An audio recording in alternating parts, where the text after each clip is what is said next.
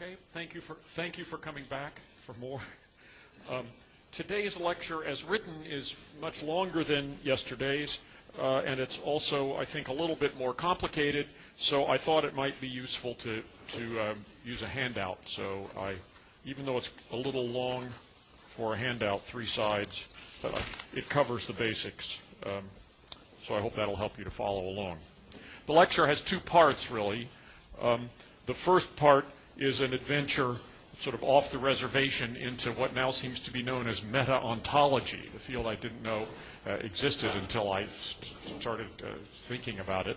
And the second half has more to do with what I'm supposed to be talking about, which is the domain of the normative. I venture into this first part because, as I said last time, the topic of this lecture is whether the idea that there are irreducibly normative truths raises serious metaphysical or ontological questions that should give us pause and lead us to reject the idea that normative judgments can be true in favor of interpreting them in some other way as imperatives, expressions of emotion, or something else. And I myself don't believe that normative truth has such metaphysical implications. But I don't think that the claim that it does not have such implications is any kind of special pleading on behalf of the normative. I'm inclined to take what's sometimes called a quietist view about metaphysical claims, about other domains in general, such as mathematics, logic, and so on.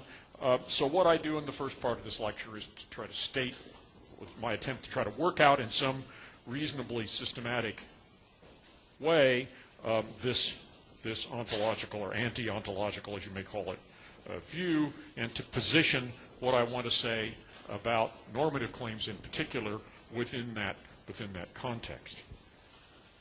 So much of our discussion of these things starts from Mackey's arguments in his book Ethics, Inventing Right and Wrong, and you have here on your handout a quote from him on this topic.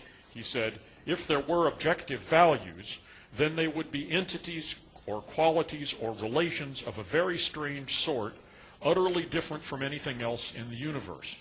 And others have also frequently said that there would be something unacceptable about the idea of irreducibly normative truths. For example, it's frequently said that the idea that there are such truths is incompatible with naturalism or incompatible with a scientific view of the world, which makes it sound maybe even more frightening or unpalatable. And I don't think that's true. Most of what I have to say along this point really could be understood as a very long-winded elaboration of one sentence in an article of John McDowell's about Mackey, in which he said that Mackey's argument from queerness, as this point is sometimes called, rests on a tendentious use of the expression "the world." So that's basically what I'm saying here, although I'll say it in a much more long-winded and complicated way than McDowell did, and with less panache and style and depth and obscurity.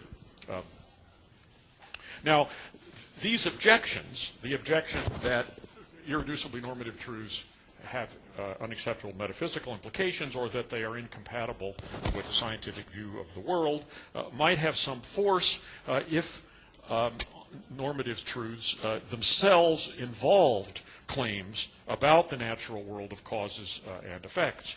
But the claim that we have a reason to do something, or indeed the claim that something is right or wrong, is not such a claim, or not solely or at its base such a claim. I'll try to explain later what I mean by those qualifiers, solely or at its base. A scientific view of the world, the view that the natural world around us is best explained by causal laws of the kind dealt with in modern science, doesn't imply that this world is the only thing that we can talk about meaningfully or have true beliefs about.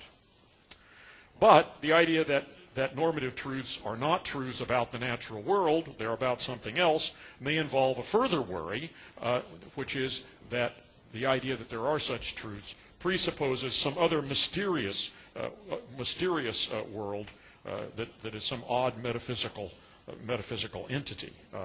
So in the case of mathematics, for example, the idea that numbers and sets exist, but of course they're not parts of the natural world, may not give people much comfort because that sounds like a spooky version of Platonism. They don't exist in the natural world, they must exist somewhere else.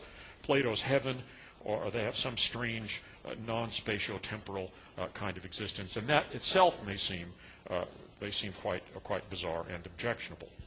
So it seems to me that both of these worries, that is the worry that to claim that they're irreducibly normative truths is to claim something false or incompatible with science on the one hand, or that it's to make a claim about some strange kind of entity or some other world. Both of those seem to be misguided, and so what I want to try to do in the first half of this lecture is to explain why I think that.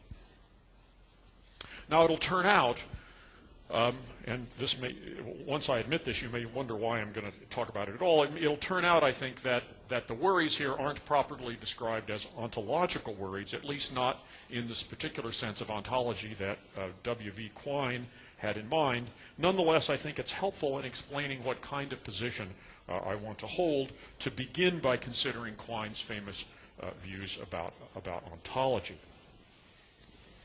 Back in the day when I first came into philosophy, when I started writing my senior thesis from which a lot of this devolves in a way, or that is my interest devolves on, which was on Platonism in the philosophy of mathematics. Now we're going back to 1961, 62. One of the main texts in this subject was Quine's essay on what there is, which was in his collection From a Logical Point of View, which had been recently published around that time. And in this famous essay, Quine offered his criterion of ontological commitment. Now, this was meant to solve puzzles, such as how you can refer to things while denying that they exist. Can I say that unicorns don't exist without somehow referring to unicorns? How can the sentence unicorns don't exist make sense if it includes a term that seems to refer to something that I'm in the very sentence denying exists? Quine said, well, there isn't really any puzzle here, because the way you determine what the ontological commitments of a sentence or a larger discourse comes in two steps. First, you translate it into regimented language, by which he meant the language of first-order logic with non-logical predicate letters. No proper names. You get rid of the proper names by defining them away, and you translate everything into first-order logic. And then you ask, what are the existential claims that are implied by this set of sentences so regimented? So if your theory T, from your theory T, you can deduce that there is an X such that P of X, then you're ontologically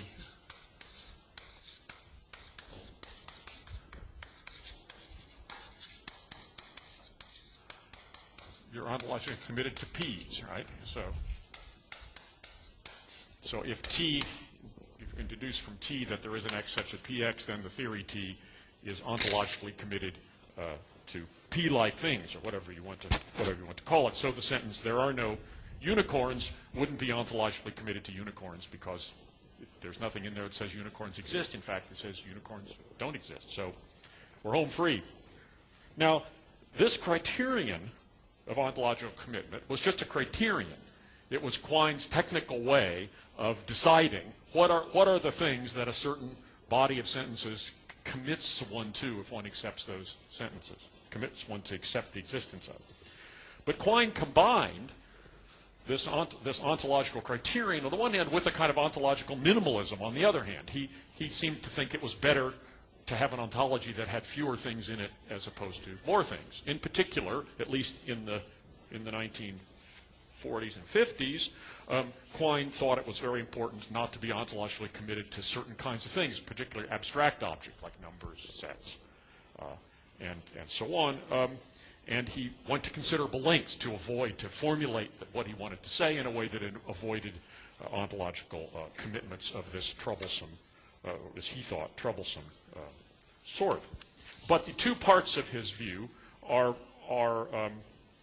logically independent of one another. That is, you could accept his criterion on the one hand while taking any one of a number of different views about what one should think about ontology. So you could you could accept his view about how to measure, how to test for ontological commitment, while holding a purely permissive view about ontology and not being at all nervous about abstract objects or anything else. And that's in a way what I propose to do. My view about ontology is what I call a permissive first-order view. It's permissive because it doesn't worry as much as Quine did anyway about what exists. It's a first-order view because it holds that the question of whether certain things exist or not is in the first instance and in general, and I'll explain in a minute what I mean by these qualifications, to be settled by the criteria that are applicable to the particular first-order domain in which we talk about things of that kind.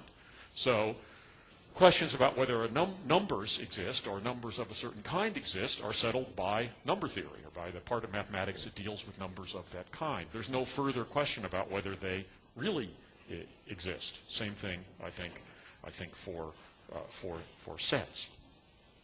So what do I mean by a domain? In this case, it's easy to see by a domain we mean the theory of whole numbers or something like that. But I think there are other domains. There's the domain constituted by the natural world, right? The subject that science deals with seems to be a unified domain. What exists in the natural world? What causes what? What things will happen after what, and so on. That's a range of questions, and science is a method for resolving the questions about that subject.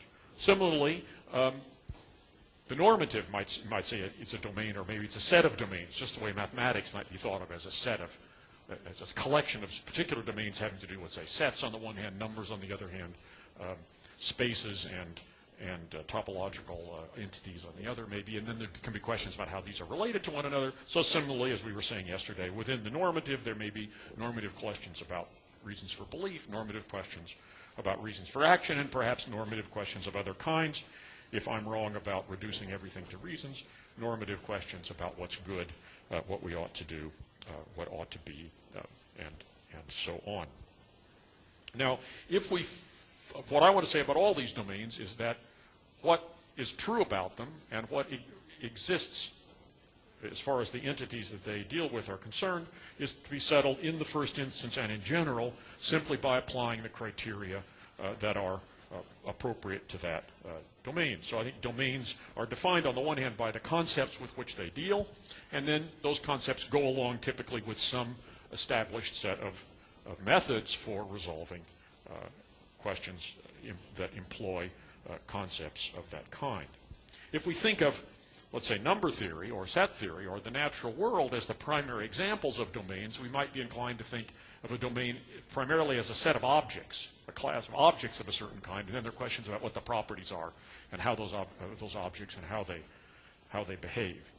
But that way of understanding what a domain is doesn't work very well in general. Doesn't work perfectly, I think, for mathematics, but it certainly doesn't work for the normative. Doesn't even for the moral. Right? Moral questions are questions about the assessment of human agents or irrational agents, the assessment of particular actions. And agents and actions are things that happen in the natural world. So normative questions are, in a certain way, questions about the natural world. They're not, I think, at least not pure normative claims, as I'll say in a minute, claims about what happens or what causes what in the natural world. They're rather claims about the normative, whether normative properties apply or don't apply to objects in the natural world. So that shows you that you can't understand the normative as a domain in terms of the objects with which it deals, if the objects include agents, actions, events, and so on, because those are entities with which other domains deal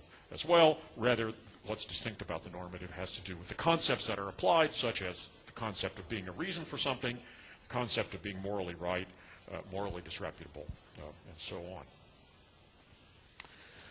Okay, so to come back to my claim that the claims within a domain are to be settled in the first instance by the criteria that are employed within that domain. Now, this view, for those of you who've been forced to take a course that deals with these matters or have been interested in it, you'll see obvious echoes of the view famously, or you might say notoriously, stated by Rudolf Carnap in his paper called Empiricism, Semantics, and Ontology, back in the shadowy days of the past that I was referring to sometime in the 1950s.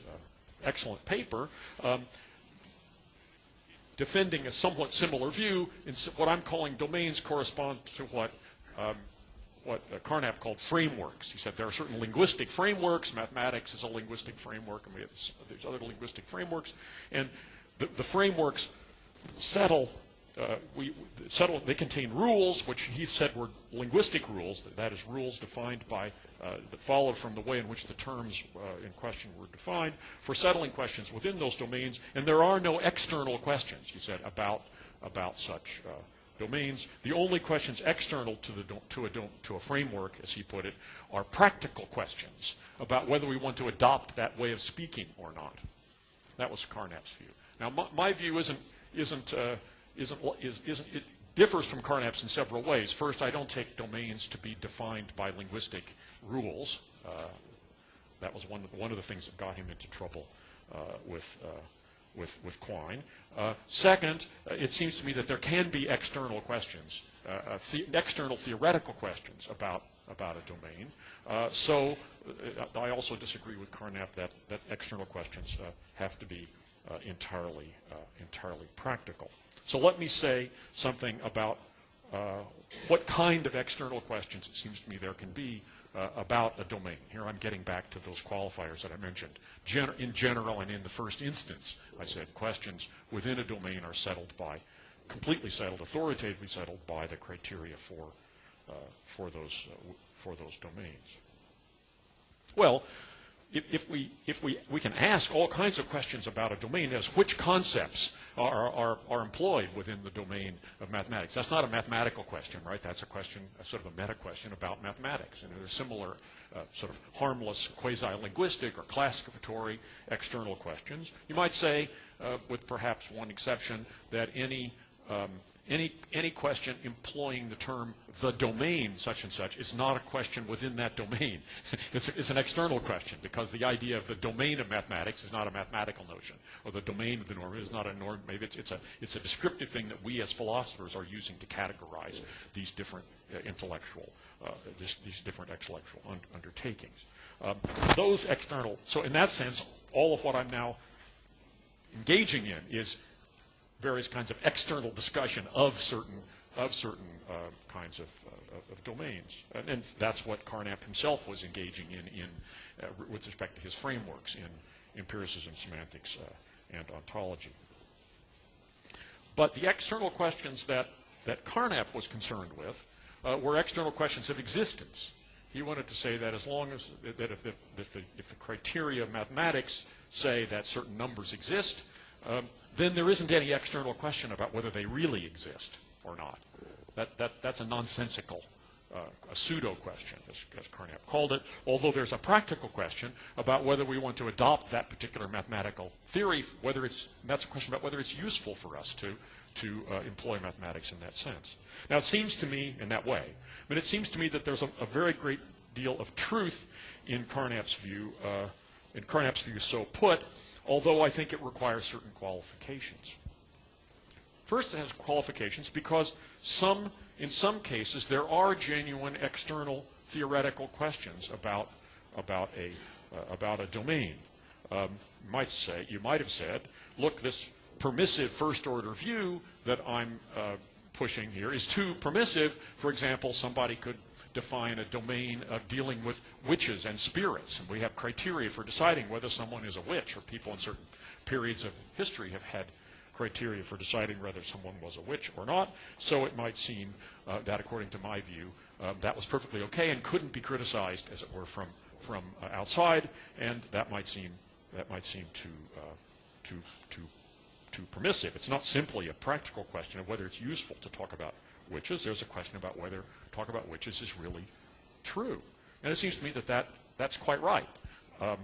That's quite right because to claim that someone is a witch, I'd say internal to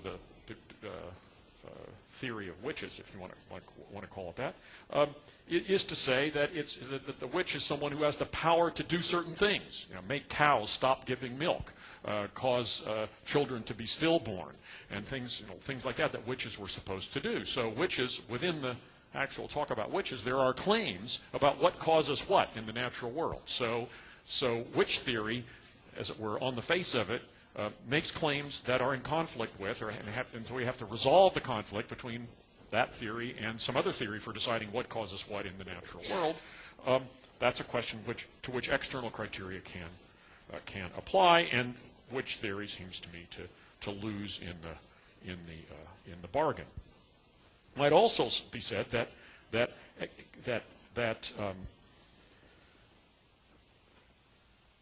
particular talk within a particular domain can not only entail explicitly, as in the case of these statements about witches, claims that have external import. Our interest in them may presuppose, right? They might say, well, maybe the witch theory doesn't really claim that this happens, but we're only interested in it, or people are interested in it because it's thought to be connected with what happens. So even there would be an external question, not simply a practical question about whether we're going to take an interest in it, but also a question about whether its presuppositions can be fulfilled.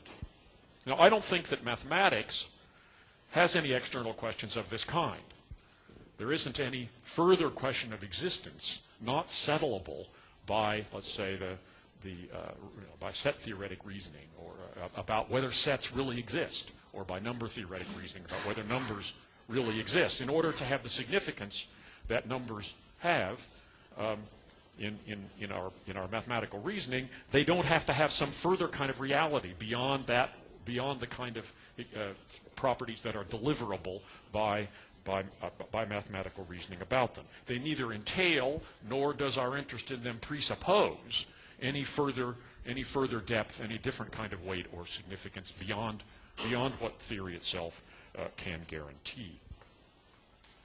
In the case of the normative, also there can be external questions. Morality, it seems to me, has external commitments, at least if you understand it the way I was trying to understand it yesterday, to say to claim that an action is morally wrong, whatever that means, is to claim that people have good reason not to perform actions of that kind, and good reasons to object to them. So the idea, it's built into the idea of morality that moral standards are standards that everyone has good reason to treat as authoritative in deciding what to do. Now, our ordinary modes of moral reasoning, the kind of reasoning we go through in deciding whether something's morally right or not, don't, on the whole, themselves answer the question of why these standards or why these criteria are anything that we should care about. They have seemed to people to be potentially arbitrary, like etiquette, as some people have said. It's an open question why we should be concerned. We all know how to decide whether something is in accordance with the rules of etiquette, and we all know how to decide, at least in many cases, whether an action is permitted by what we ordinarily understand to be morality. But moral philosophers have gained employment since the time of Socrates because there seems to be a further question about why we should care about this. So morality has external presuppositions, but they aren't of a naturalistic sort. They're of a normative sort. The external commitments of morality are that it is something we should care about. Now, how about the normative? Well, how about reasons for action? It doesn't seem to me that claims about reasons for action presuppose any further external naturalistic claims. It's not like witches and spirits, nor does it involve a further normative kind of presupposition. What claims about reasons for action do seem to presuppose is the existence of rational agents. So there's a commitment that might be thought to conflict with science. You might say, look, if the idea of being a rational agent, being an agent that can go through the kind of reasoning that we think of as practical reasoning, is incompatible with these agents being composed of molecules and built up the way stuff in the natural world is built up, then the normative would have an external commitment which could come into conflict with our best science and be a reason to reject it. I myself don't think that that's a worrying external commitment. because it seems to me that we can understand, I'll talk about this next time, can understand the idea of rational agency, according to which rational agents are just a complicated kind of physical entity. So, but if you thought that wasn't possible, then you'd have to, I think, say, look, there's no point in talking about reasons for action because there aren't really any agents of the kind that are supposed to be spoken to, as it were, by these things. They would be, the claims of practical reasoning would be pointless because their subject would, in an important sense, be missing. Okay, so I've explained in what way my view is similar to Carnap's but differs from his. That is, I do think that domains can have external questions, but I agree with him that mathematics doesn't have external questions about whether numbers and sets really exist, nor do I think that practical reasoning has external commitments having to do with the existence of entities such as reasons and so on. And I'll say a little bit more about that in the rest of the lecture. So what I want to deny here is that there's some general sense of existence. I mean, first I'm denying that these domains that I'm talking about, the normative in particular, have external commitments in the physical world, except for the one I mentioned about the existence of rational agents. And second, I don't think that taking normative statements to refer to irreducibly normative truths, it has some kind of broader metaphysical implication of the second sort that I mentioned at the beginning of my lecture. That is to say, I don't think that there is any general sense of existence such that it's true of every domain, that insofar as the statements in that domain are true, those statements have to have truth makers that are held to exist in this perfectly general domain transcendent sense. I don't believe that there is a sense of, there is a single univocal sense of existence, namely the idea of existence that's captured by the existential quantifier. But that's a purely formal notion. It's univocal in the sense that this arises by existential generalization. It figures in logic in a certain way. Those formal features are common across every use of exists. But I don't think there's anything that's common across every use of exists other than that, and that doesn't seem to me to be a troubling idea. In particular, the universe of discourse, consisting of the ontological commitments in this sense of every domain that we take seriously and believe in, is a meaningless idea. It's a sort of a random collection of disparate things. It's not a world. So when Mackey says that if we thought there were objective moral truths, we'd be believing in entities, properties, or relations that are different from anything else in the universe, well, he might have meant the physical universe, in which case that may be true but not troublesome, or he might have meant some larger thing, that is and it seems to me that larger thing, I don't want to say doesn't exist, but anyway, I don't think there's anything there we should be worried about. Now, there are various objections to this to this idea. One of them is that it's too permissive. It allows us to posit the existence of things that seem to be pointless and idle.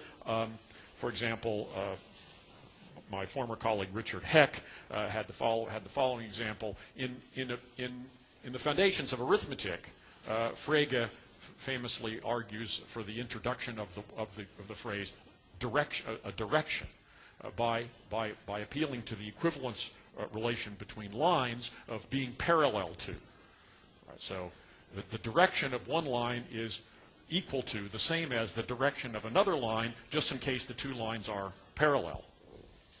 So we've now introduced a new term, directions, right? And we've given criteria for saying when two directions are the same and when they are different. If those are the only things we can say about directions, that is whether they are the same or whether they're different, then we've given a complete set of truth conditions for the use of terms of statements involving directions. If we want to say something else about directions, such that they could be at right angles to one another or something, we'd have to introduce some more some more rules. But the idea is that once we have given rules for determining the truth values of statements involving directions, we've introduced, there are directions. There isn't any further question. Do directions really exist?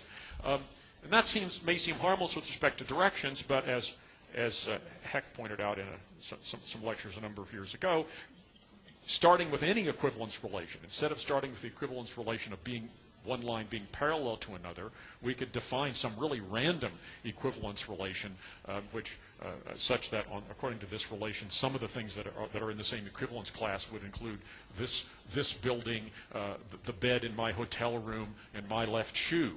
It's a completely meaningless equivalence relation. But using that, we can introduce the idea of a dud. The dud of a thing is the same as the dud of some other thing if they stand in this equivalence relation to one another. Now we've introduced this idea of a dud. So do duds exist? I might say, using this kind of inflationary apparatus, we can introduce all kinds of things. We can crowd the universe with junk or stuff. I don't know, whatever, meaningless things. So my view seems to imply that would be okay. That there wouldn't be a point at which we could say, stop, these things don't really exist. And so I think we can say stop, but here I'm with Carnap. If we want to say stop, we can say, don't waste your time unless you've given me some other reason to talk about these things. There's no point in defining them. It isn't that they don't exist. There isn't, so to speak, any existence that they need. What they need is a use. What they need is something that makes them worth caring about. So that's my idea. That's why I don't think this view is too permissive. It might also be said to rely on an idea of existence that is too thin. Some people say this is an implausibly thin idea of existence, as opposed to some richer or thicker sense of existence. I'm not quite sure what that means. I mean, it's certainly true that when I said that there's one sense of exists that's common across all domains, which just is given by the formal properties of the existential quantifier, that's certainly thin. But when we say that things exist, we aren't simply employing that logical concept. We are saying something further about them, but what further we are saying, what thickness is carried by our statement that something exists, is determined by the role of such things in the domain in question. So the thickness of claims about the existence of numbers consists in their having certain relations with other numbers, there being the solution to certain equations, or having other kinds of mathematical properties. So what makes statements of existence about the physical world thick is their physical properties. But that's a domain-specific idea. Claims about what exists in the physical world aren't thicker than this mere thin sense here, because they have, in addition to spatiotemporal location and causal powers, some further kind of special metaphysical reality. It's not some further domain-transcendent form of metaphysical reality that makes statements about what exists in the physical world thick. It's their, as it were, physical thickness. And so mathematical statements of existence aren't purely thin in this purely formal sense, because of the mathematical relations that objects that are said to exist in mathematics enter into with other objects. So similarly in the normative domain, claims within the normative domain aren't merely claims in this formal sense of existence. Rather, there is a thickness which is properly normative. So I want to claim. This idea of what it is that makes existential claims worth taking seriously, makes entities worth taking seriously, provides us with the right kind of answer, I think, to Gilbert Harman's explanatory requirement, which is often invoked as an argument against realism about the normative. Harman famously said in the first chapter of his book, The Nature of Morality, that we shouldn't commit ourselves to the existence of anything unless that thing plays some role in explaining our experience. Now, I don't want to get too biographical about the whole thing, but Harman was a student of Quine's, although he and Quine disagreed about a lot of things. But here you're seeing a common chord between Harman and Quine, because Quine's one aspect of Quine's ontological minimalism, sort of physicalism or naturalism, was built into his view from the beginning, since he said what we're doing is trying to come up with the best theory to explain what impinges on our sensory surfaces. That's what the whole subject was about, according to Quine. Well, that sort of limits you to what I'm calling the domain of the natural world as the thing to talk about. And I say, well, that's certainly true. If you have a theory of the natural world, maybe you don't want to posit things that aren't necessary, don't figure in the best explanation of what impinges on your sensory surfaces.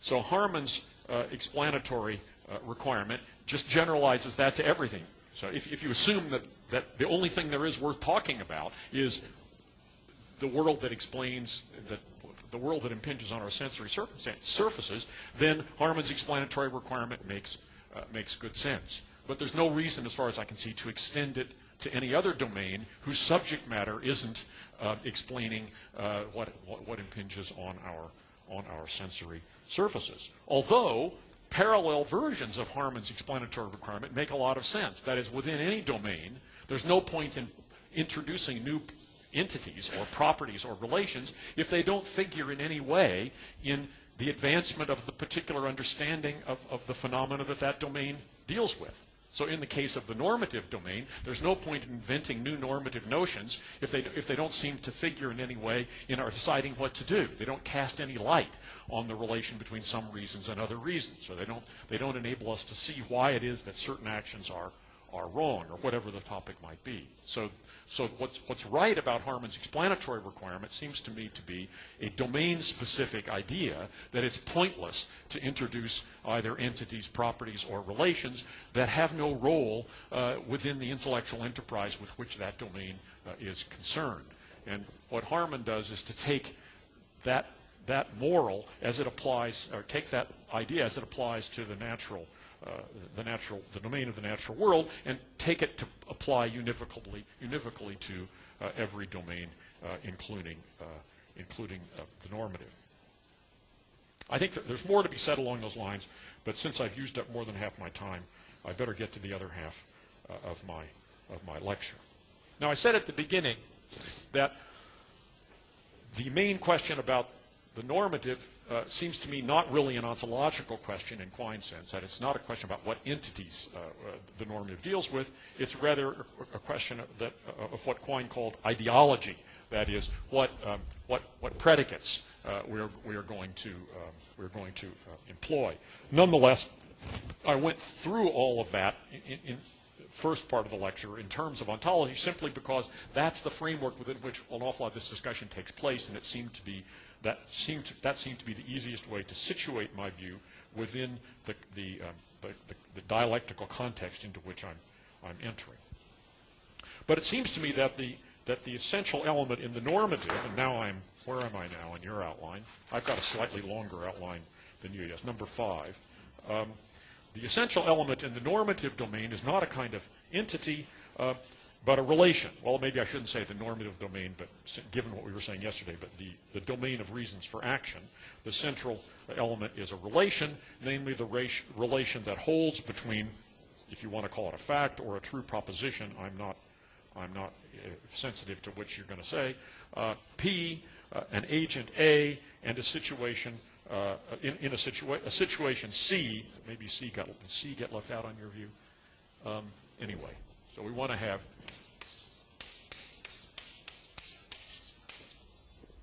this is the relation that says that P, some fact or true proposition, is a reason for an agent in circumstances C to do an action A. You could expand this and put in a place for the agent himself, but I'm going to assume that what I'm talking about here will be true of any agent, so I'm going to leave that out and reduce it to a 3-step thing. So the essential idea is the relation between a fact and certain circumstances in which an agent is placed and an action which that fact is a reason for the agent to do in those circumstances.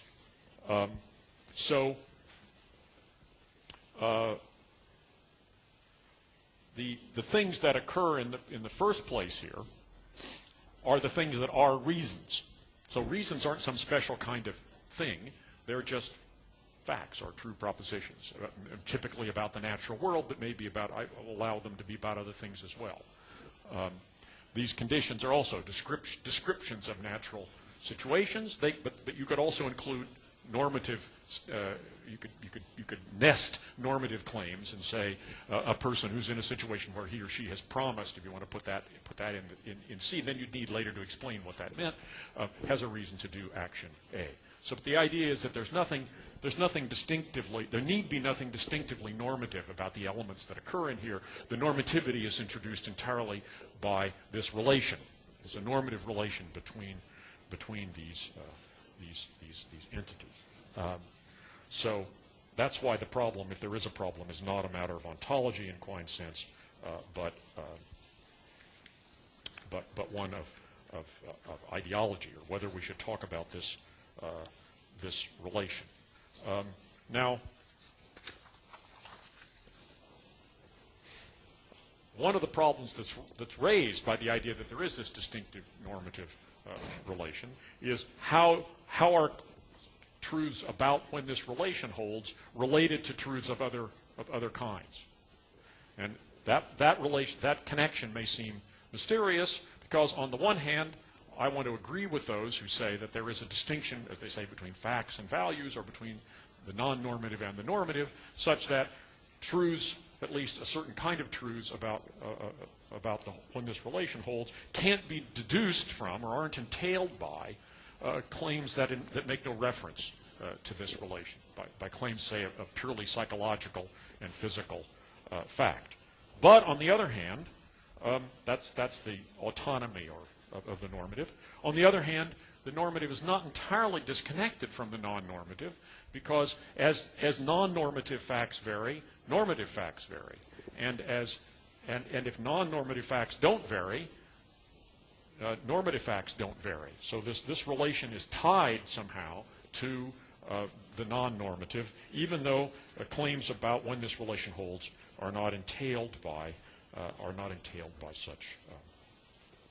such claims.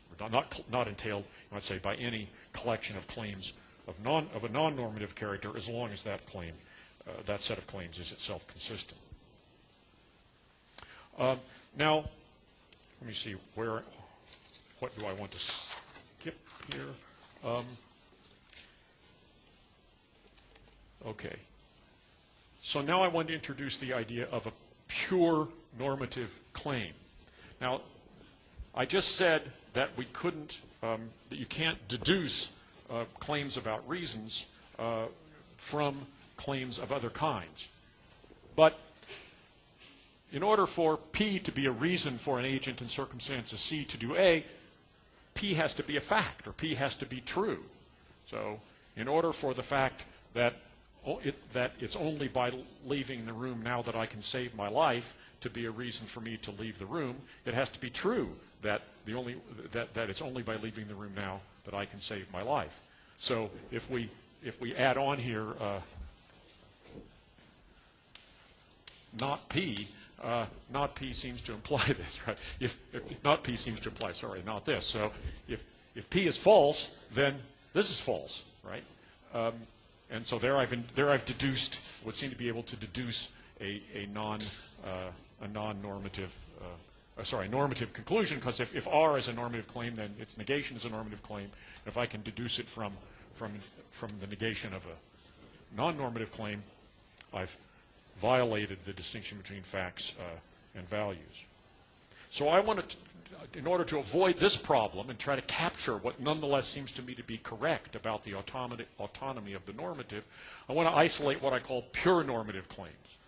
So a pure normative claim is the claim that if P were the case, and an agent were in situation C, then P would be a reason for that agent to do A. So we'll subjunctivize this, right? Thereby isolating it from being refutable by denying its presupposition. Now, most of the normative claims that we make are not pure normative claims. And so most of them could be undermined or refuted by this kind of method. So it's not true of most normative claims that we make that they are isolated or independent of normative claims. But the grain of truth, I want to say, in the idea of a fact-value distinction lies in the fact that, as you might say, no pure normative claim is entailed by any consistent set of what you might call pure non-normative claims. That is, claims that don't involve this relation, at all. Now, there we go.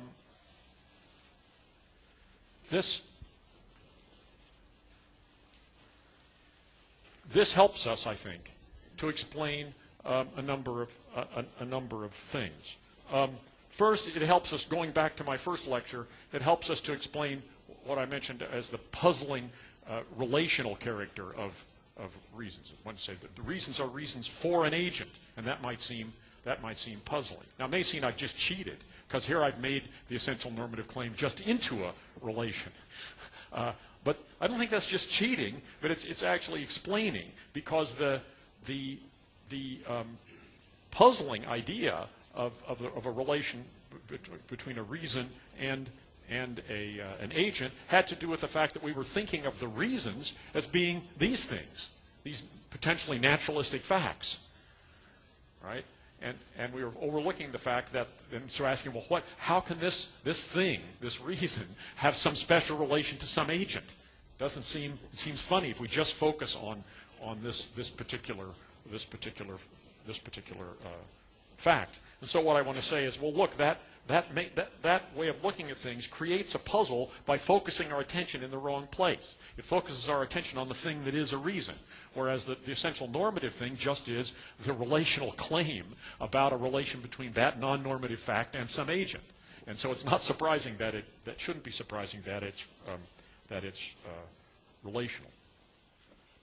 It also seems to me that focusing on this aspect of normativity, that is, the relational character of the essential underlying normative element, helps us to understand better the phenomenon of covariance and supervenience. So covariance is the idea that when non-normative facts vary, normative facts vary. So what it's morally permissible for me to do varies according to changes in physical facts. So if we change, what things, if your body becomes very hard, so my hitting you doesn't cause you any pain or danger, then it may no longer be wrong for me to hit you, or maybe I don't have to take quite as much care to avoid bumping into you. So how much of a moral obligation I have, or how much of a reason I have not to bump into your body, depends upon how sensitive your body is, which is a physical fact. So if you vary the physical facts, you vary, as it were, the moral facts. So in general, normative facts vary, or can vary, when the non-normative facts vary. Well, what is it that links these two things? What is it that determines which non-normative facts, which non-normative facts normative facts are sensitive to? That's the role of pure normative statements. What pure normative statements do is to tell you how it is that mixed normative claims, like this action is wrong, depend upon non-normative claims, such as that my body is subject to pain or sensitive to injury. So non-normative claims would say, if P were the case, then, and somebody were in situation C, then P would be a reason for a person not to do A. That tells you, without yet committing itself to the question of which non-normative facts are true, or which ones are merely imaginary, what a pure normative claim does is to build a link between ways in which the non-natural world might, ways in which the non-normative world, the natural world, might vary, and ways in which claims about what reasons people have, and hence I think ultimately then what moral obligations they have, what is right and wrong for them to do, would vary similarly, right? So the covariance, so when we say normative claims co-vary with non-normative claims. It's not quite true. It depends on which normative claims you're talking about.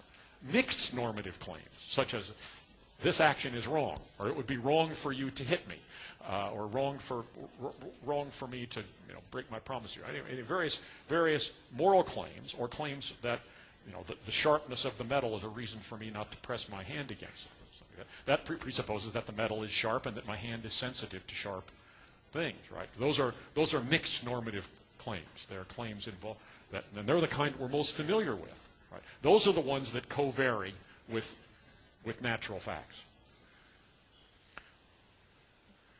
Pure normative claims of the kind I've just been describing, pure normative claims don't co-vary with natural facts.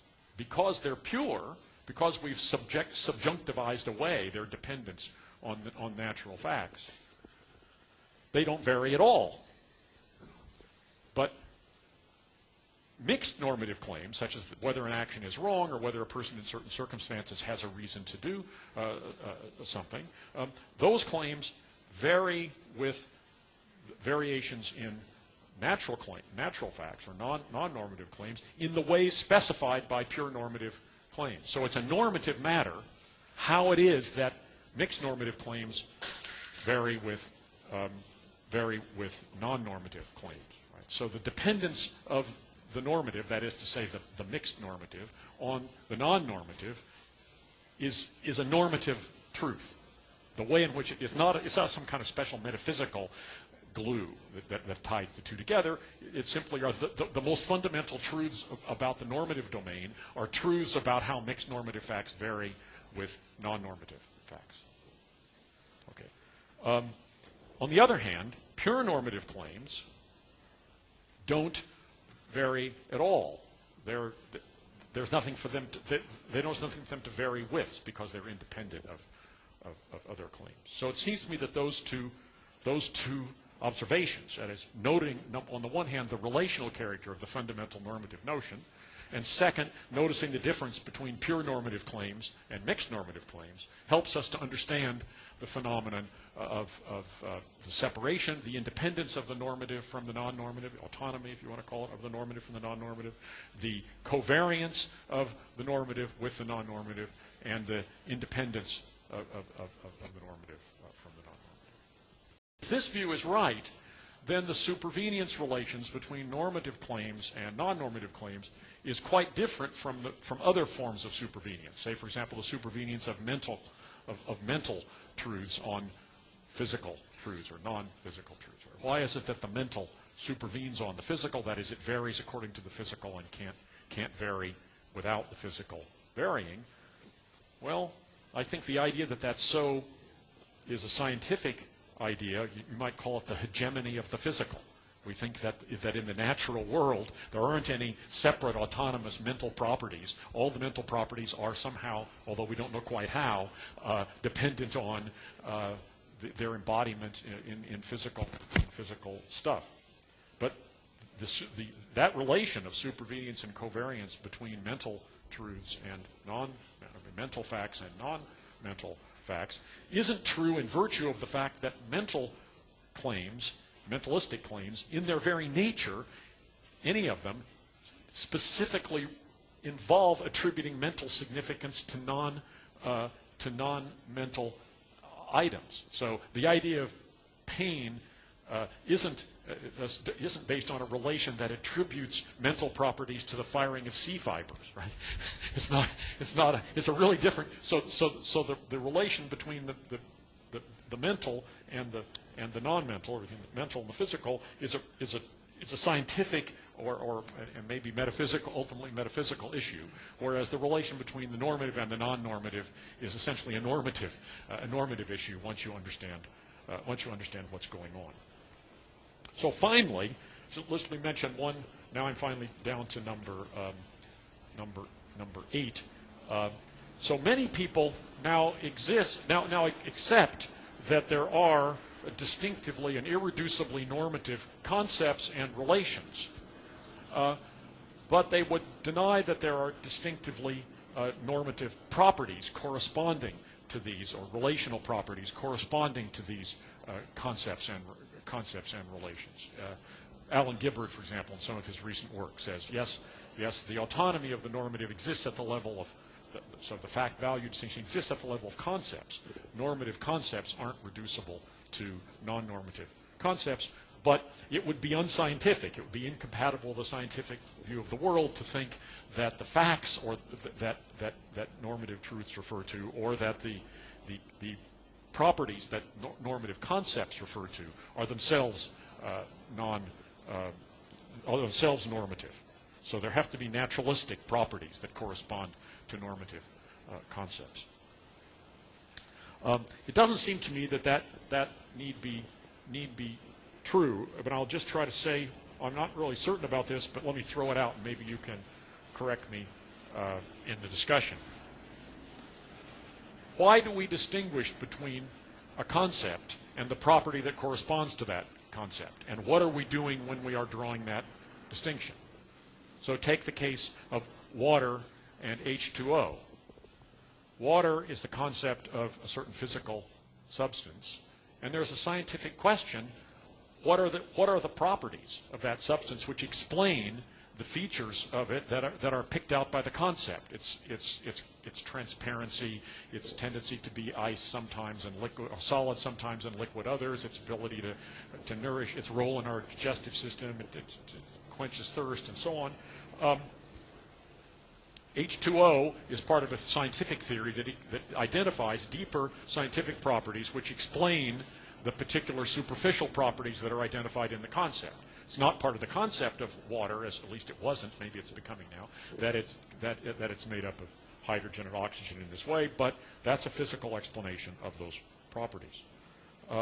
So by analogy, we might, let me just say one other thing. We might say, well, if we move from water to H2O, now we have another concept. We have the chemical concept H2O. Is there a further question about what the properties are corresponding to the physical concept or chemical concept H2O? Maybe there are further deeper particles. Maybe there are other particles that explain the behavior of hydrogen and oxygen molecules, atoms that put these things together. That would be a deeper explanation. You could keep on going down, but presumably at some point you reach the end. There's some fundamental particles such that there isn't any further physicalistic explanation of what's going on. Things bottom out. So I want to say that we ought to look at, this is here again applying some of the things that I said earlier about, in relation to Harman. I think we want to apply the same thing to the normative domain. That is, we might say, with respect to the concept of being morally wrong, there's a question.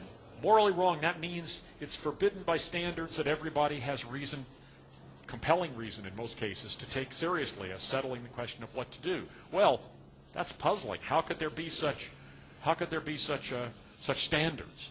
Okay, so that calls out for some kind of normative explanation, as I said earlier. Just as we'd like to know what's going on with this watery stuff, we also would want to know how could there be such a thing as an action's being morally wrong. But the explanation that we need to come up with is not, as in the first case, a physical or chemical explanation. It's a deeper normative. It's a deeper normative explanation. So we might ask the same question about the relational concept of being a reason. Is there a further explanation of what it is for one thing to be a reason for another? What's really going on when this relation holds? Well, it seems to me that if there is a question there, it's got to be a normative question. I'm inclined myself to think that there isn't anything there, that when we get to the idea of a reason, we've reached normative bedrock. There isn't any further thing.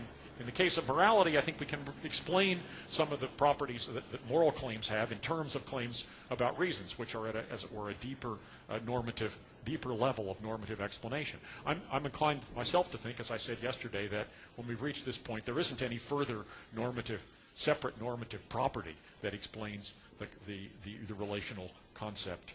There isn't a further relational normative property that, in terms of which we can explain the relational concept of being a reason for, but I'm open to persuasion on that point. What I'm feeling more certain about, though, is that the answer to the question, if there is a question, what's the property corresponding to this relational concept, that's a normative question rather than a scientific or metaphysical question in some other sense.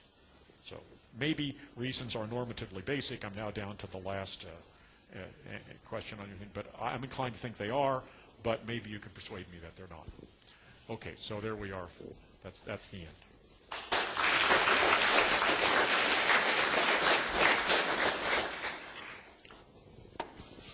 We have about 45 minutes for questions, please.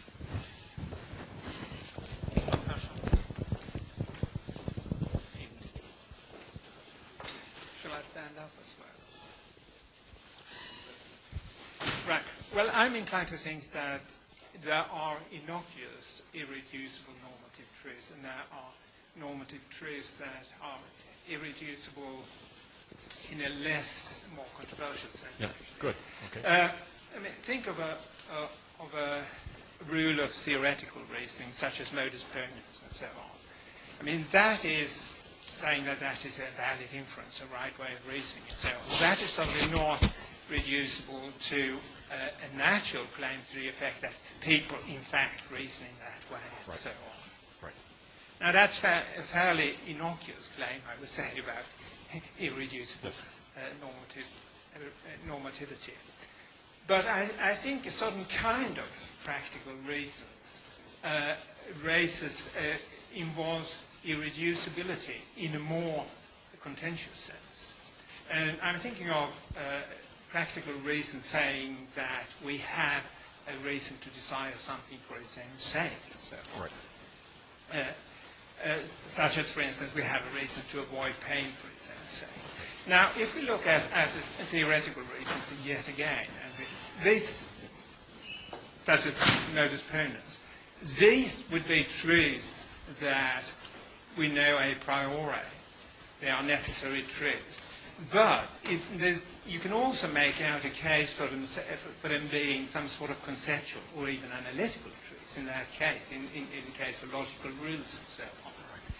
Now, the problem as regards practical reasons for desiring something for its own sake, I mean, the sort of reasons that would be the difference between the desire theory, internalist theory, which sort of thinks of reasons as desire-dependent, and an externalist theory, is that those claims, although those claims about practical reasons, although they are sort of believed to be a priori necessary truths, they can't be construed as sort of conceptually true in any sense, because in that case we would have a sort of naturalism. But your position is a non-naturalist position.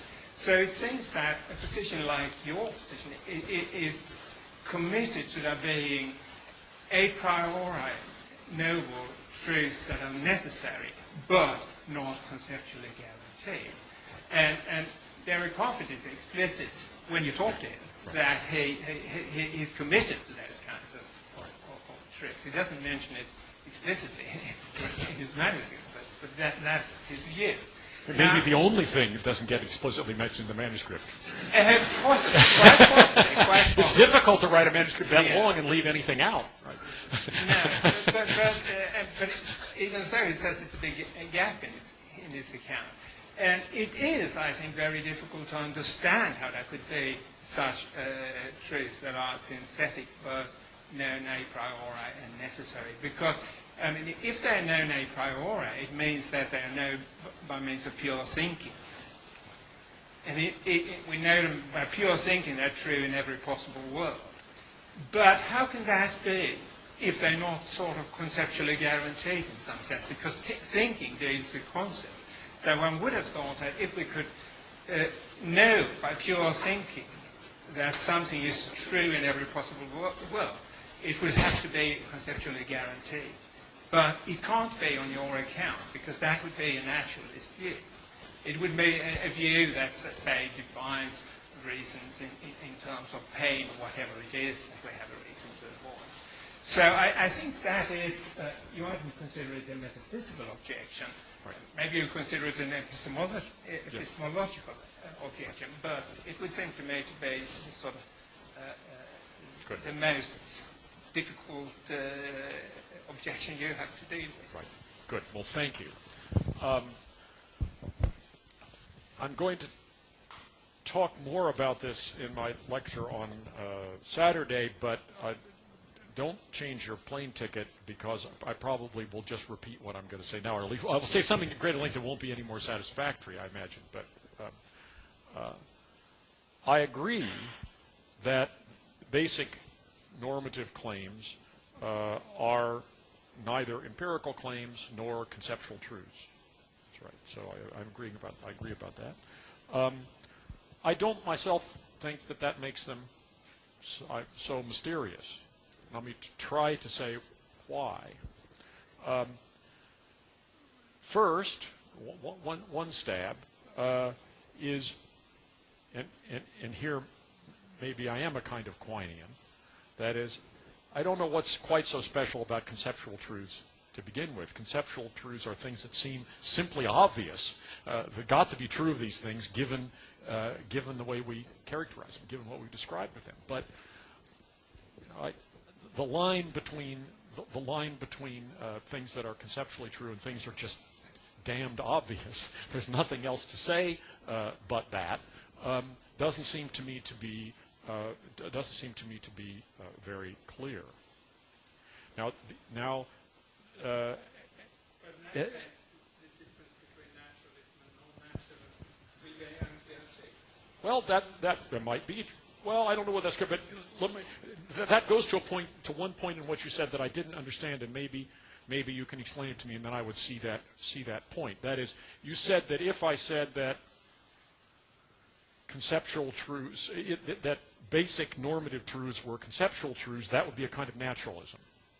Now, I think you said that, and I wasn't certain why you thought that. Yeah, well, suppose you say that a claim like there is a reason to avoid pain for its own sake. Suppose you say that is conceptually true. Yeah. Well, in that case, how could that? A naturalist, some sort of natural position would claim that it would be a conceptual truth. If you have a sudden analysis of reasons in terms of pain or whatever. So I think a difference between a non-naturalist view and a naturalist view would be to say that normative claims of that sort can't be conceptually true if you're a non-naturalist. I've got it. As you said, there aren't any entailment relationships between normative. Okay. So you were thinking that if I thought that if one were to claim, as I wouldn't claim, that it's a conceptual truth that pain is to be avoided, or that the fact that something's painful is a prima facie reason to avoid it. If that were a conceptual truth, it would be a conceptual truth about pain. It would be something having to do with the concept of pain that it was to be avoided, and that's what would make it naturalistic. Is that the idea? Well, even a claim about the claim that there is a reason to avoid pain for its own sake. Right. That claim. Yeah. That claim is a conceptual truth. Conceptual truth about the idea of a reason. I don't believe this, but I'm just exploring this possibility. It seems to me one might be a kind of definitionalist about the normative and think it's part of what it is for something to be a reason that inter alia we have reasons to avoid things that are painful. That's part of what it is for something to be a reason. That doesn't identify being a reason with any natural phenomenon. It just builds into the idea of a reason certain truths about when natural phenomena are themselves reason giving. I don't know why I'm belaboring this point exactly, because I don't hold the definitional a view of that sort, but I just want to distinguish between taking something to be a definitional, a conceptual truth about the relation R, as opposed to taking it to be a conceptual truth about the fact of something being painful. And those would seem to be two different kinds of conceptual claims. But take the case. I don't want to anticipate what I'm going to say too much on Saturday, although given that I don't know why people would come to a lecture on a weekend, I'll do you a favor. If you think of some parts of mathematics, say set theory, it seems to me the fundamental axioms of set theory are, with a few exceptions, not plausibly thought of as conceptual truths. Maybe the so-called axiom of extensionality, which says that if two sets have the same members, then they're identical. They're the same set. Maybe that's a conceptual truth, part about what it is for something to be a set. But it doesn't seem to me to be a conceptual truth about the meaning of the term set, that if for any two sets A and B, there is a set that contains both A and B and nothing else. That seems to me obviously true, because once we've done that, we've defined the set so clearly that any question about whether it exists or not seems to me to be a non-question. But it doesn't seem to me to be a conceptual. Doesn't seem to me to be a conceptual truth in any clear sense of concept. So I don't think I think that the normative and the mathematical are quite different in many ways.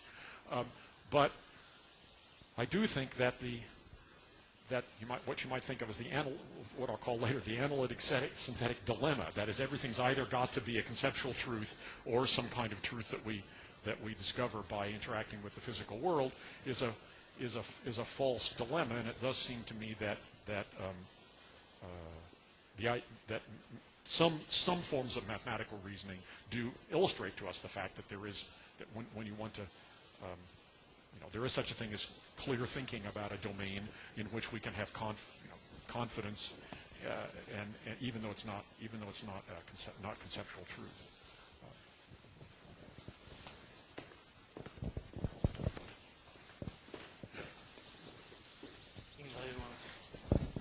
Yeah. I'm very much in favor of your view that the existential quantifier of logic should be understood as grasping, catching only a purely formal sense. So, but then I wonder what more about your positive views are, because philosophers who have this opinion, many of them speak in terms of there are then different modes of being or different ways of existence. Right. So, do you... Well, within analytic philosophy, famously, then we have Bertrand Russell's criticism of Alexius Minor. Well, the King of France does not subsist, and that I can show with my new predicate logic to take it briefly. So, did you consciously avoid talks about modes of being, or would you be prepared to say that normative facts and natural facts exist in different modes of being? Would you like to have each and every domain you distinguish to have a mode of being of its own? That's a very good question. That's one question on which I disagree, I think, with my colleague Derek Parfit, with whom, as Ingmar was saying, I share a number of otherwise despised doctrines. But Parfit wants to say that there are different senses of exist. Lots of things exist in different senses. I would like to remain at best non-committal on that. It seems to me that what I want to say is there is the bare logic of the existential quantifier, which is common but purely formal. But after that, differences in what is entailed by saying that something exists are carried by the content of the predicate itself. So it's not that it exists in a different sense. It's just, if you'll pardon me for cheating on the words, what's involved in its existing is different. It's one thing for an elephant to exist, another thing for a Higgs boson to exist. They both have spatial temporal location and causally interact with things, but they have they're different in other ways. So it's a different thing. What I commit myself to when I commit myself to the existence of, let's say, imaginary numbers or a solution to a particular equation. There's a different set of commitments involved in that existential claim than there are in claiming that there is a Higgs boson or there is an elephant in the room. And I don't really think I need to say they exist in a different sense, but rather because they are different kinds of things, what is involved in saying they exist is different in the different cases. So if you want to say that, no, we ought to say they exist in a different sense, I'm not so inclined to fight about that, although I was somehow, I think, trained by some kind of aversion therapy when I first started studying philosophy, to be leery of introducing multiple senses of things. I don't know whether I have any reason for having this aversion other than having been scolded by my teachers for being too profligate in this regard. But I'm inclined to say, well, it isn't that the word exist is ambiguous. It's just that it isn't. I mean, it's like attributive adjectives, like large isn't ambiguous, even though to claim an elephant is large is a different thing than to claim that carbon atoms are large, as they're larger than the Higgs boson, maybe. That isn't an ambiguity in large. It just has to do with how things go. So I want to say something similar about exists, that it isn't a different sense, but what goes exists is just this formal notion, and then what's involved in the existence. If you want to call that a different sense, it's all right with me, but I'm inclined not to want to commit myself to it. But the point was not just that the concept of existence have different senses, but it's, so to speak, what it refers to. The entity we're talking about should be said to have different modes of existence. They are different. Okay. I don't like, I somehow, just the idea of, I don't know why modes of existence again makes me nervous, but it doesn't seem to be necessary to talk about existing in different modes, but if you want to say that, as I say, I'm not going to try to talk you out of it, but you were right in detecting in my talk a certain tendency not to want to commit myself to that, just because it didn't seem to me the favored way of speaking. But I don't have a it's all right with me. Okay, so this is a question about domains. Yes, right. And how you decide whether some part of the way we talk corresponds to a specific domain or just part of a larger domain. Right. Because I worry that, Harmonesque types, tend to appeal to Occamite reasons when Yes. rejecting normative entities. Right. And they might appeal to Occamite reasons with respect to domains. Right. So why posit a specific normative domain? Right. We can make sense of that part of the way we talk perfectly within just the natural domain. Right. So it seems that the sort of same kind of dispute might just resurface again, Right. but as a dispute about sort of the number of domains. Right. Okay. So I want to apply my permissive doctrine to itself in that way. I would say there isn't any serious ontological question about whether domains exist or not. They aren't a kind of entity that should trouble us. Question is whether it's useful to talk, whether they can be defined clearly enough to make sense, and that might be the import of your first part. And second, whether if they can be defined clearly enough to make sense to talk about them, whether it serves any purpose to do so. Now, as an answer to the second question, one would have to face the Harmonite challenge in the way that you gave it. Say, look, if there's no point in thinking of normative relations as being something special and different from physical relations, if we can make good sense of everything we want to say on some reductive basis. I think that's a perfectly legitimate question. I think the answer is that we can't. That there isn't any plausible way of identifying or explaining these normative relations in physical or psychological terms. And given that there isn't, and on the other hand, that talking this way doesn't have implications about, in physical and psychological terms, that we have good physical and psychological reasons to think must be false, there's no objection to so talking. So the question of whether one domain is reducible to another is just the question you said about whether everything we want to say about that kind of thing could really be better said in some other language. And there might be kind of quasi-Occamite reason, or an Occamite reason of the kind that a laundered Occamite reason of the kind that I was willing to accept for doing that. Not because I think I might accept it not because I think it's better to get by with fewer things, but because there's no point in introducing extra complexity into our understanding of a phenomenon if there's a simpler way of understanding those very phenomena. If I thought that were true, then I would be wasting, and I wouldn't be wasting my time doing this kind of thing. But that's.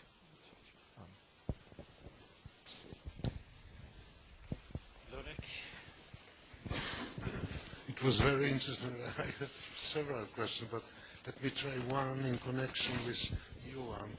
So, well, think of math, right? As you presented, is that this would be a separate domain, different from the domain of science, of natural science. But on another view, one could say, but look, surely mathematics is enlisted. It's what? Is enlisted as enlisted, yes. Right, for science. And when we talk about the number of objects being finite in a certain part of the natural universe, right? We quantify existentially both over numbers and over natural objects. So maybe there's just one domain that contains both numbers and natural objects. Why say that there are two domains, kind of that are not impregnable? Yeah. But then, if you do it like this, so why not introduce normative facts and also put them in that domain as well? So there's some arbitrariness there that I'm a little bit worried about, and I think it relates to Johan's question. Yes, good. Yes, I think it does. Okay, first about the mathematical, I would say that just as in the case of the normative, there are pure normative claims and mixed normative claims. So in the case of the mathematical, there are pure mathematical claims and there are mixed mathematical claims. So some claim about the number of chairs in the room is a mixed mathematical claim. And it might be that the number of chairs in the room is a perfect square, or there might be all kinds of ways, things that depend both on physical things and on mathematical relationships. So I certainly want to allow that is so, but it seems to me with respect to pure mathematical claims, there seem to be grounds for thinking that they differ from physical claims. They can't be established by physical means. They seem autonomous and independent in something like the way the normative is independent. So I don't think of them as being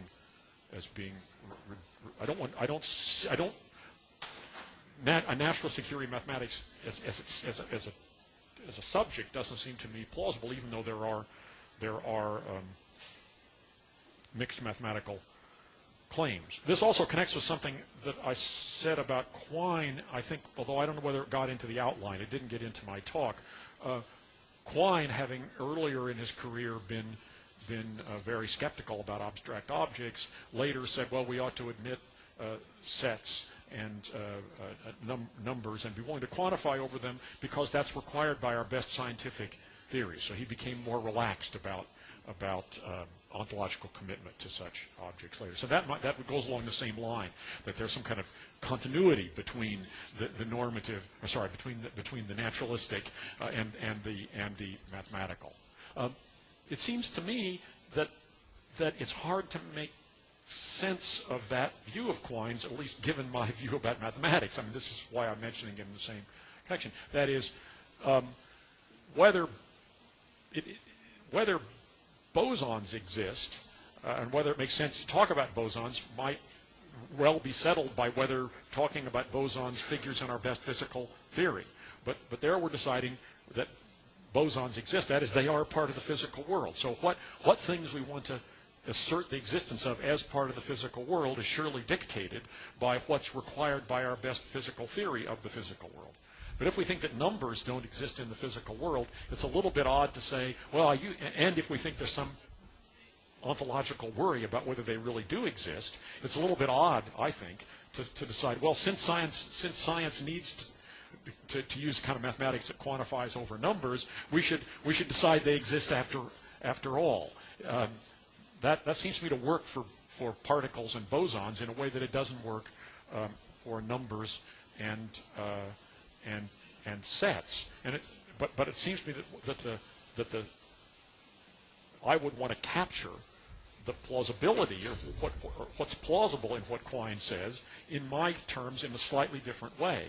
To say, number one, the question of whether numbers exist or not doesn't raise serious ontological problems external to mathematics. There is a question within science of whether science needs to talk about, whether science needs to take seriously certain dimensions of mathematics, say whether imaginary numbers are useful in science. Turns out that they are, but you might not have known that just because they might have been introduced to solve some problems in analysis and other problems in mathematics. But now it turns out that also that complex numbers figure in physical explanations. So the question isn't whether they exist. The question is whether science should take them seriously. But that anti-Quinean or revisionist Quinean remark presupposes my original answer to your question, which is that there seem to me to be such a thing as pure mathematical claims, which aren't plausibly identifiable with naturalistic claims. If I may, sure, please. Another question. This idea of purity, right? Yes. So that one could say, okay, normally our normative claims contain quite a lot of natural claims, right? But we can, by subjectivizing, remove those natural claims. Do you think that we really can remove everything? That there is some sort of pure normative truths that are really independent of natural facts? Because this seems to me kind of like, well, it would be great that if it would be the case, because then one could say, well, we have this normative necessity, right? Right. Independence, but it's very difficult to formulate that. That's true. I think that's right. Well, you might say it's difficult to formulate pure normative claims that seem true. That right. You can formulate ones that are pure enough, but they don't really seem to be correct. Right. I can say, I have, in circumstances of this sort, where I give a finite list of what the circumstances are, this fact is a reason to do this action. And everyone says, well, is that always true? There's a slight further way in which you might elaborate the conditions, and if it were like that, then it wouldn't be it wouldn't be a reason. So you've got to keep building in. You might say you're always presupposing some further background story, and that suggestion has a lot of plausibility to it. I guess I can only call it faith, or my tendency to posit, my willingness to posit pure normative claims, simply arises from the fact that any time I've told a story like that, and somebody brings to light what this further condition. I say, okay, well then, but there's a further claim that if that were the case, then this thing would be a reason. So even though it's difficult to filter out all the conditions on which our normative claims depend, it seems that it ought to be in principle possible to do so. But that I don't deny that's a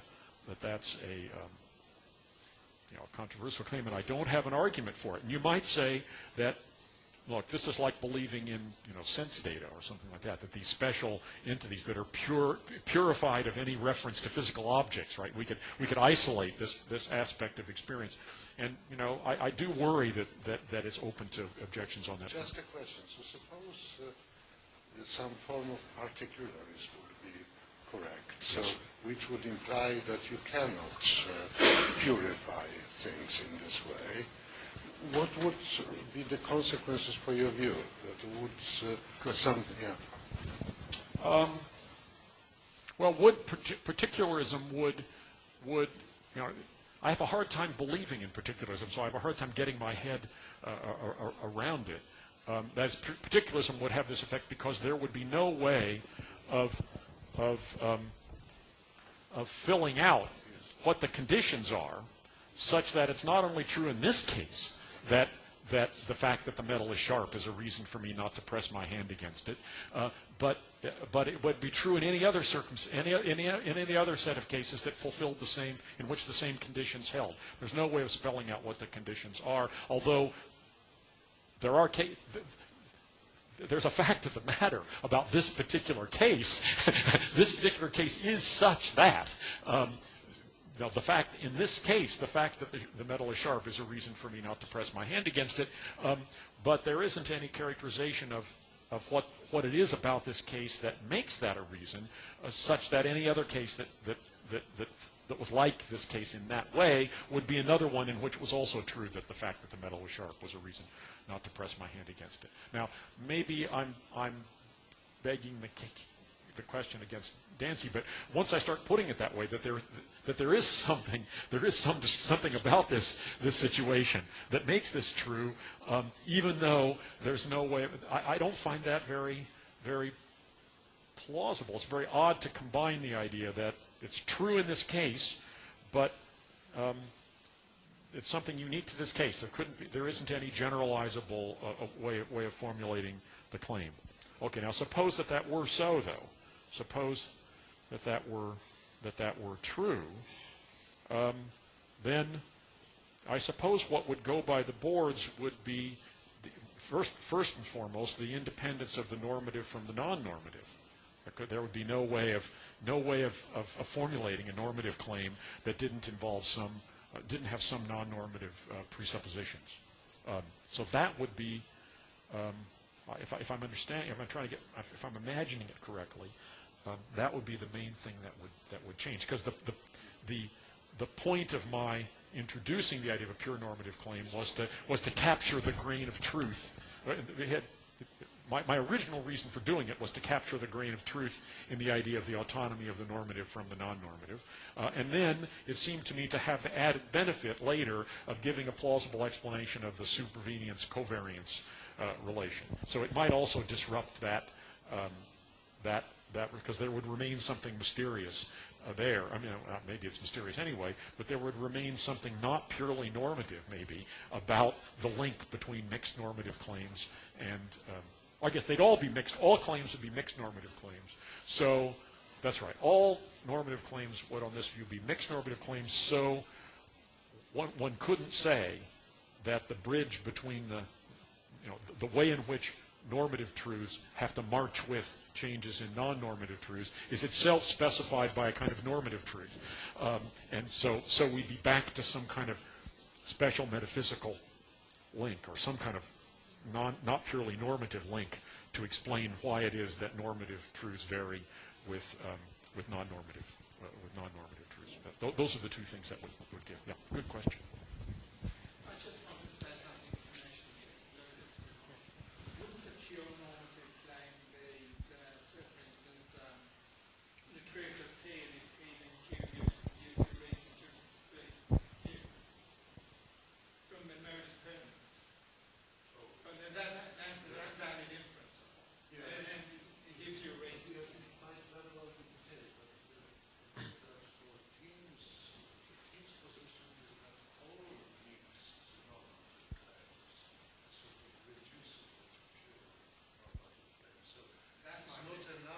Right, that there exists some.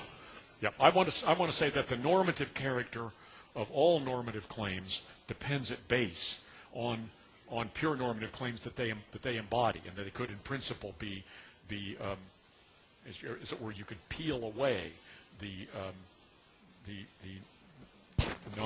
non-normative presuppositions. That's right. Yeah, that's right. But that's a helpful suggestion. Okay. Yesterday you argued against the rationality-based theories about Yes. practical reasons. But today you said there was another relation between reasons and rationality. You said that practical reasons presupposed rational agents. But this seems to me not to be the case. I would like to make the normative even more distinct from the Oh, okay. from the rational. So couldn't you say that the horse, for instance, has a reason not to cross the road when the lorry is approaching or something like that? I mean, why not claim that? That the horse has a reason not to walk out in front of the lorry. Well, it seems to me there's a certain amount of anthropomorphizing going on. We'd say it would be better for the horse if it didn't. But I want to say that attributing reasons to things involves commitment to the idea that they are the sort of thing that's capable of having reasons. So we can attribute reasons to insects and all kinds of things along this line. And I don't know if I can give. I mean, on the one hand, I don't see any. I don't know what would be lost by from the point of view of defending my theory by accepting your view, because it would just remove. I was trying to bend over backwards to admit the existence of external claims wherever I thought there might be one, so I wouldn't seem to be implausibly denying that there were any. So I was searching and searching and searching to find, does morality have external commitments? Yes. Does the normative have any external commitments? Well, I came up with this one. So, well, if it turns out it didn't, I wouldn't feel damaged. But it does seem to me that it does. I mean, not that it couldn't be true, but it seemed to me to lose. I guess what I was saying was it loses a point. There isn't any point in talking about about reasons unless we think that somebody is capable of we or somebody capable of responding to them. Now it's a slightly further thing about, well, now that we understand, now that we are capable of responding, can we attribute reasons to things that aren't capable of understanding reasons? And if we can do that, then wouldn't there still be truths about reasons, even if we couldn't respond to them?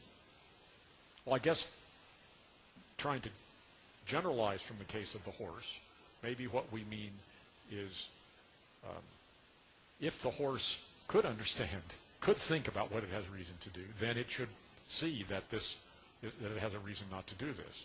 So we would then say maybe about us, if we were rational, then we would have reason to do this. So maybe you might say, look, practical reasoning makes sense even in those hypothetical terms, even if, and it would make sense in those hypothetical terms, even if there weren't any really any rational agents.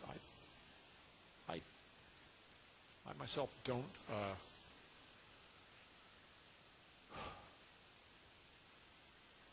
I'm not so inclined to think that. Although there is a domain of normative thinking that does seem to me to have this character, and so maybe I'll mention it in case that I can. Maybe it responds to your question, but also it might expose another vulnerable commitment on my part. I said yesterday that the realm of the normative might be thought to involve not only claims about reasons, but also claims about what's good and claims about what agents or others ought to do, or what ought to be the case. Now, one of the challenges to the idea that the good can be understood in terms of claims about reasons, the claims about what's good lies in the dimension of what's sometimes called attributive goodness of a kind.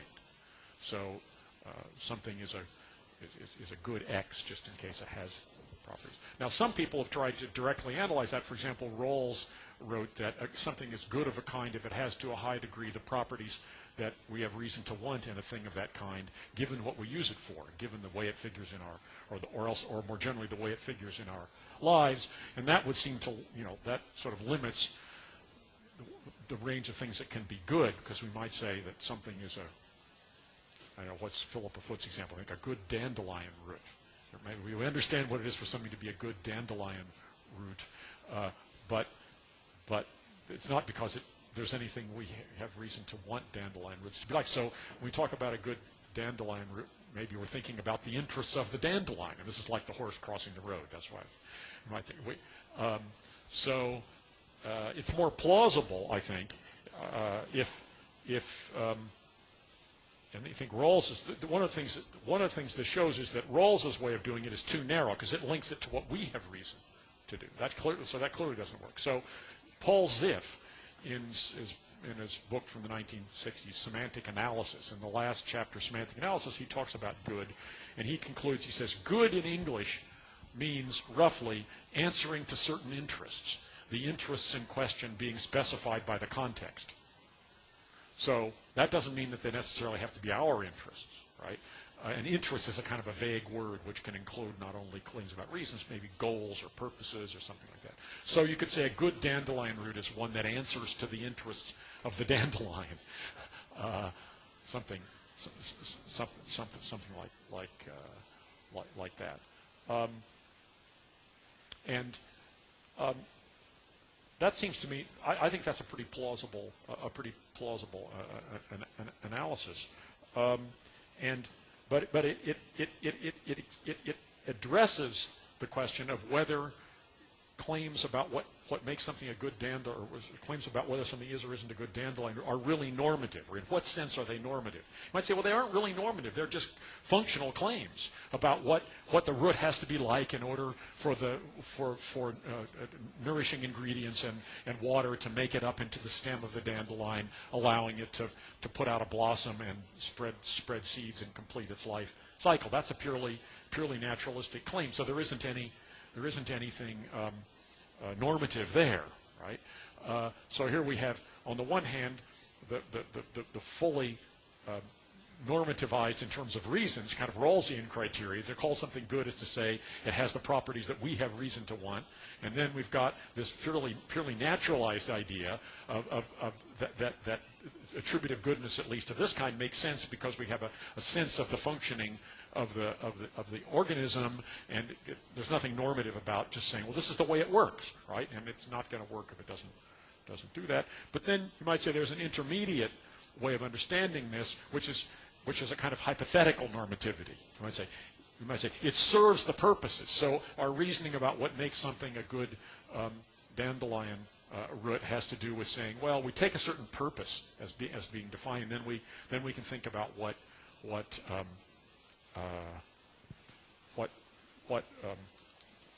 would serve that purpose well. So that works also for, you might say, artifacts. So we say that a toaster is a good toaster if it turns bread the right degree of brownness, and it's also not as large as the Empire State Building. I mean, it doesn't have to be.